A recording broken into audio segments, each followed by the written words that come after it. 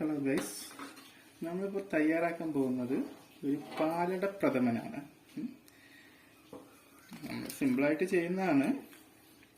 അതിലേക്ക് നമ്മൾക്ക് വേണ്ടത് ഒരു 2.5 ലിറ്റർ പാല്, 2.5 ലിറ്റർ പശുവിൻ പാല്.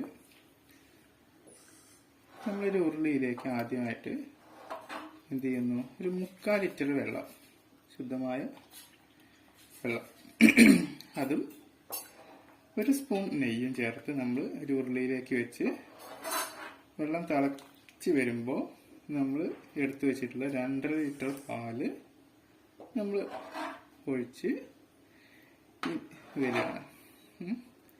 ഇനി നമ്മളിത് തിളച്ച്, ഇപ്പോൾ ഈ പാലും വെള്ളമൊക്കെ തിളച്ച് ഇതൊരു കുറുകുന്നൊരു ഘട്ടം എത്തും.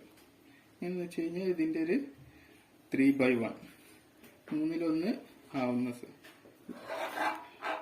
സമയത്ത് നമ്മളിതിലേക്ക് അട എടുത്തിട്ടുണ്ട്. ഒരു 180 ഗ്രാം അടയാണ് നമ്മൾ എടുത്തിട്ടുള്ളത്. അട നമ്മൾ ആദ്യം വെള്ളം തിളപ്പിച്ച് കുതിരാൻ വെച്ചിട്ടുണ്ട്. ഇതൊരു മണിക്കൂർ തിളച്ച വെള്ളത്തിൽ കുതിരാൻ ഇട്ടിട്ടുണ്ട്. ഇനി നമ്മൾ ഈ പാല് തിളച്ചൊരു കുറുകി വരുന്ന സമയത്ത് നമ്മൾ മാറ്റി വെച്ചിട്ടുള്ള അട നമ്മളിതിൽ മിക്സ് ചെയ്യണം. ഇനി വരുന്ന മുറയ്ക്ക് ഞാൻ നിങ്ങൾക്ക് ഘട്ടം ഘട്ടമായിട്ട് തന്നെ പറയാം. അപ്പോൾ എന്തായാലും പാല് കുറുകട്ടെ. അപ്പോൾ നമ്മളിപ്പോൾ നമ്മുടെ ഈ പാല് ഒരു 1/3 കുറുകി വന്നിട്ടുണ്ട്. ഇനി അടുത്തത് നമ്മൾ എന്താ ചെയ്യുന്നത് വെച്ചാൽ, നമ്മുടെ അട, നമ്മൾ കുതിർത്തിയ അട വെള്ളമൊക്കെ കളഞ്ഞ് നമ്മൾ 2-4 പ്രാവശ്യം കഴുകി വെള്ളം വാരാൻ വെച്ചിട്ടുള്ള അട ഇനി നമ്മളിതിലേക്ക് ഇട്ട് കൊടുക്കണം. നമുക്ക് അട എടുത്ത് ഇതിലേക്ക് ഇടാം. ഓക്കെ,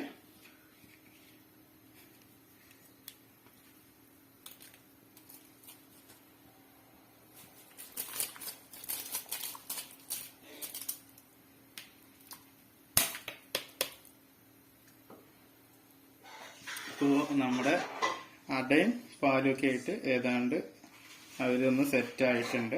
ഇനി നമ്മളിതിലേക്ക് പഞ്ചസാര ചേർക്കാൻ പോവുകയാണ്.